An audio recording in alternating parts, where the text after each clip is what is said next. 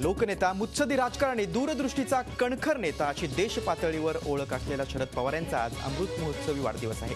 राज्यात आज ठिकठिकाणी राष्ट्रवादी काँग्रेसतर्फे विविध कार्यक्रमांचं आयोजन करण्यात आलंय। मुंबईतील यशवंतराव प्रतिष्ठानच्या मुख्य सभागृहात शरद पवार कार्यकर्ते पदाधिकाऱ्यांच्या शुभेच्छांचा स्वीकार करणार आहेत। सकाळी 9 ते दुपारी 1 वाजेपर्यंत शरद पवार इथं उपस्थित असणार आहेत। काँग्रेसला वैतागून राजीनामा दिल्याचा गौप्यस्फोट माजी केंद्रीय कृषी मंत्री शरद पवार यांनी आपल्या लोक माझे सांगात या पुस्तकातून केलाय। राष्ट्रीय सल्लागार परिषदेवर सोनिया गांधी यांनी वर्चस्व गाजवायला सुरुवात केली। मनमानी निर्णय घेतले जात असल्यामुळे वैतागून शरद पवार आणि प्रफुल्ल पटेल यांनी राजीनामा दिल्याचा संदर्भ या आत्मकथनातून पाहायला मिळतोय। बीड जिल्ह्यातील परळ येथे 18 एकर क्षेत्रावर उभारण्यात आलेल्या गोपीनाथगड या लोकनेते गोपीनाथराव मुंडे यांच्या भव्य स्मारकाचं लोकार्पण आज भाजपचे राष्ट्रीय अध्यक्ष अमित शहा यांच्या प्रमुख उपस्थितीत आणि मुख्यमंत्री देवेंद्र फडणवीस यांच्या हस्ते होणार आहे। गोपीनाथ मुंडे यांच्या 22 फूट भव्य पुतळ्याचं अनावरण देखील यावेळी होईल। समाधीस्थळाचं कामही पूर्ण झाले। गोपीनाथगडाचे प्रवेशद्वार हे सुद्धा भव्य आणि आकर्षक आहे। 50 फूट उंच आणि 90 फूट रुंद असं हे प्रवेशद्वार आहे। महाराष्ट्राला पुन्हा दुष्काळाच्या दुष्टचक्राला सामोरं जावं लागणार आहे, कारण अर्धा महाराष्ट्र दुष्काळाच्या छायेत असल्याचं पुढे आलंय। राज्यातील तब्बल 20,000 गावांवर दुष्काळाचं सावट असल्याची माहिती मुख्यमंत्री देवेंद्र फडणवीस यांनी विधानसभेत दिली आहे। राज्यातील 5,000 गावांमध्ये जलयुक्त शिवार योजना राबवणार असल्याचा निर्धार मुख्यमंत्र्यांनी व्यक्त केला।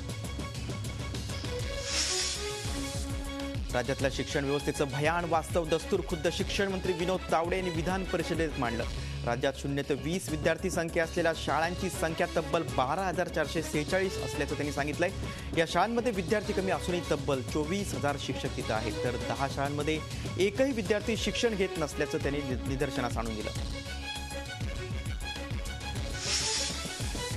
गांधीलीतल्या दामनगर इथल्या आगीत जळून खाक झालेल्या 2 सुर्वे यांनी मुख्यमंत्र्यांकडे ही मागणी केली होती। पीडितांना तातडीनं मदत करण्याची गरज असल्याचंही त्यांनी मुख्यमंत्र्यांना सांगितलं।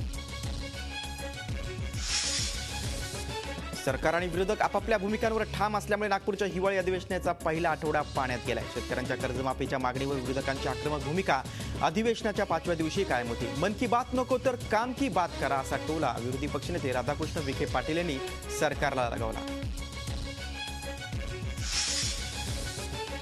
सोमवारपर्यंत कामकाज तहकूब केल्यामुळे एमआयएमच्या आमदारांनी नाराजी व्यक्त केली। शेतकरी आत्महत्या प्रश्न, दुष्काळ, विदर्भ प्रश्न या गंभीर विषयांवर विरोधक आणि सत्ताधारी चर्चा घडून आणत नाहीत असा आरोपही त्यांनी केला।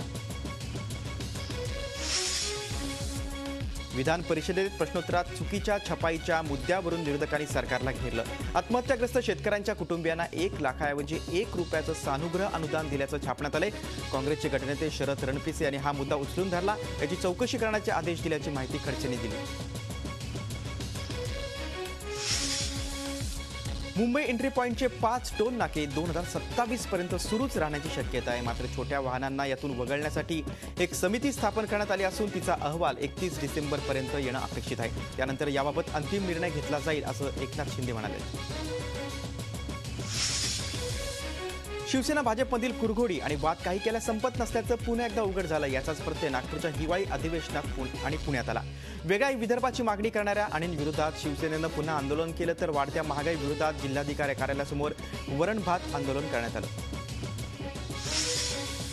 भाजपनं आमच्या चळवळीचा वापर केल्याचा सणसणीत आरोप खासदार राजू शेट्टी यांनी केलाय। सत्तेत येऊनही आपल्या हाती काहीच नसल्याची खंत राजू शेट्टींनी व्यक्त केली। आमचे उमेदवार निवडून येऊ नयेत याची दक्षता घेण्यात आल्याचा घणाघाती आरोपही शेट्टींनी केलाय। शेतकऱ्यांसाठी 13 डिसेंबरला आंदोलन करणार असल्याचंही शेट्टींनी सांगितलं। शेतकरी संघटना आणि सरकारची मिलीभगत असल्याचा आरोप राष्ट्रवादी काँग्रेसचे आमदार जयंत पाटील यांनी केलाय, तर राष्ट्रवादीचं शेतकऱ्यांवरचं प्रेम कसं आहे हे महाराष्ट्राला चांगलं माहीत असल्याचा टोला स्वाभिमानी शेतकरी संघटनेचे खासदार राजू शेट्टी यांनी लगावलाय। मुंबई स्थानिक स्वराज्य संस्था विधान परिषद निवडणुकीत तटस्थ राहण्याचा निर्णय मनसे अध्यक्ष राज ठाकरे यांनी घेतलाय। मनसेचा हा निवडणुकीत कोणालाही पाठिंबा असणार नाही अशी भूमिका राज ठाकरे यांनी जाहीर केली। राज ठाकरे यांच्या या निर्णयामुळे निवडणुकीची समीकरणं बदलणार आहेत। कोल्हापूर विधान परिषदेच्या निवडणूक रिंगणातून काँग्रेसचे नेते आणि माजी मंत्री प्रकाश आवाडे यांनी माघार घेतली। आवाडे यांना तिकीट न मिळाल्यानं त्यांनी बंडाचा झेंडा उभारला होता। सतेज पाटील यांनी त्यांची मनधरणी केल्यानंतर त्यांनी उमेदवारी मागे घेतली। मुंबईचे पोलीस आयुक्त अहमद जावेद आता सौदी अरेबियाचे पुढचे अँबॅसेडर असणार आहेत। अहमद जावेद 31 डिसेंबरला मुंबईच्या पोलीस आयुक्त पदावरून निवृत्त होत आहेत। त्यामुळे मुंबईचे पुढचे पोलीस आयुक्त कोण असणार याची चर्चा रंगू लागली आहे। मुंबईकरांसाठी एक दिलासा देणारी बातमी. मध्य रेल्वे प्रशासन लोकलच्या फेऱ्या वाढवणार आहे. तब्बल 40 फेऱ्या वाढवण्याचा निर्णय मध्य रेल्वेने घेतला. यात ट्रान्स हार्बरच्या 22, मध्यच्या 11 आणि हार्बरच्या 7 फेऱ्या वाढवणार जाणार आहेत. लोकलमधील वाढत्या अपघाताच्या पार्श्वभूमीवर हा निर्णय घेतला गेलाय. अभिनेत्री जिया खानच्या कथित आत्महत्येप्रकरणी आरोपपत्रात धक्कादायक माहिती समोर आली. अभिनेता आदित्य पंचोलीचा मुलगा आणि जिया खानचा प्रियकर सूरज पंचोलीनं जियाचा गर्भपात केल्याचं सीबीआयच्या आरोपपत्रात म्हटलं. दरम्यान आरोपपत्रातील माहिती फुटल्यामुळे कोर्टानं सीबीआयला चांगलंच धारेवर धरले. तसंच जियाची आई रबिया खाननं या प्रकरणी सीबीआयच्या तपासावर प्रश्नचिन्ह उपस्थित केलं. ठाण्यापाठोपाठ आता मुंबईतील रिक्षा चालकांची दहशत वाढत असल्याची घटना गोरेगावमध्ये घडली. रिक्षा चालकाच्या छेडछाडीला घाबरून एका 16 वर्षाच्या मुलीनं चालत्या रिक्षातून खाली उडी मारली. यात मुलीचा दात तुटला असून ती जखमी झाली. रिक्षा चालक अश्लील चाळे करू लागल्यानं घाबरून तिनं रिक्षातून उडी मारली. मुदतबाह्य औषधांवर नव्यानं लेबल लावण्याचा धक्कादायक प्रकार नांदेडमध्ये उघडकीस आला आहे. नांदेड MIDC परिसरातील क्रिशमेड फार्माच्या गोडाऊनमध्ये हा गोरखधंदा सुरू होताची कुणकुण सिडको ग्रामीण पोलिसांना लागल्यानंतर पोलिसांनी या गोडाऊनवर छापा मारला. सांगली जिल्ह्यातील इस्लामपूर इथले सामाजिक कार्यकर्ते आणि व्यापारी रमेश शेट्टे यांच्यावर विषारी इंजेक्शन टोचून हल्ला करण्यात आला. रमेश शेट्टे मॉर्निंग वॉकला गेल्यानंतर मोटारसायकलवरून आलेल्या युवकांनी हल्ला केल्याचं रमेश शेट्टेंचं म्हणणं आहे. शेट्टे राष्ट्रीय स्वयंसेवक संघाचे कार्यकर्ते देखील आहेत. रत्नागिरीत कोकणकाना एक्सप्रेसमधील शौचालयात एका महिलेचा पाय अडकला. रत्नागिरी स्टेशनवर ही घटना घडली. ही घटना घडल्याचं कळताच रेल्वेची ही बोगी तातडीनं बाजूला काढून ठेवण्यात आली आणि गाडी पुढे रवाना करण्यात आली आणि काही तासानंतर या महिलेचा पाय सुखरूप बाहेर काढण्यात आला. सुरत ते भुसावळ या रेल्वे मार्ग मृत्यूचा साबळा बनलाय. नंदुरबार पोलीस स्टेशनच्या हद्दीत या रेल्वे मार्गावर वर्षभरात तब्बल 53 प्रवाशांचा अपघाती मृत्यू झाल्याची धक्कादायक माहिती समोर आली आहे. या रेल्वे मार्गावरून मोठ्या प्रमाणात प्रवासी वाहतूक होते.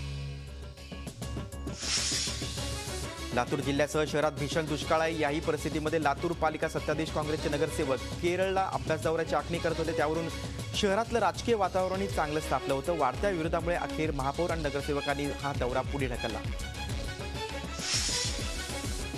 परीक्षेत कमी गुण पडल्याची तक्रार केल्यामुळे शिक्षकानं चक्क खुर्ची घालून विद्यार्थ्यांचं डोकं फोडल्याची घटना लातूर शहरातल्या देशी केंद्र विद्यालयात घडली. या प्रकरणी लातूरच्या शिवाजीनगर पोलीस ठाण्यात शिक्षकाविरोधात गुन्हा नोंदवण्यात आला आहे. चंद्रपूर शहरातील नामांकित आणि शैक्षणिकदृष्ट्या लौकिक प्राप्त माउंट कार्मेल शाळेच्या मिशनरी व्यवस्थापनानं सत्राच्या मध्यातच अचानक फी वाढ केली. त्यामुळे पालक संतप्त झालेत. पालकांनी शाळेत गोंधळ घालून फी वाढ मागे घेण्याची मागणी केली. येवला तालुक्यातील जिल्हा परिषद प्राथमिक शाळांमध्ये अपुऱ्या शिक्षक संख्येमुळे विद्यार्थ्यांचं नुकसान होतं असून एका शिक्षकाला एकाच वेळी 2 वर्गांना शिकवावं लागते. तालुक्यामध्ये 237 जिल्हा परिषदेच्या शाळा असून 784 शिक्षक आहेत. या शाळांवर एकूण 72 शिक्षक कमी आहेत.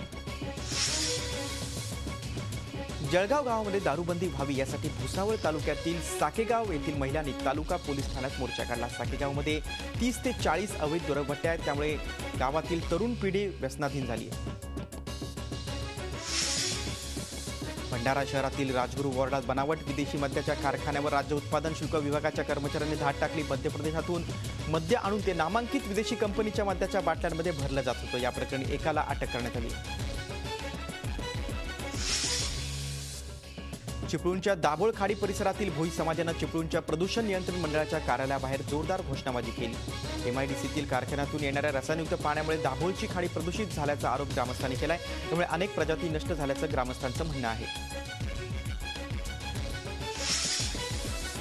औरंगाबादमध्ये मोटार न्यायाधिकरणानं विमा कंपनीसोबतच अपघात झालेल्या पतीकडून पत्नीला नुकसान भरपाई देण्याचा आदेश दिला. त्यामुळे पत्नीला दुचाकीवरून येऊन जाताना जरा जपून जा.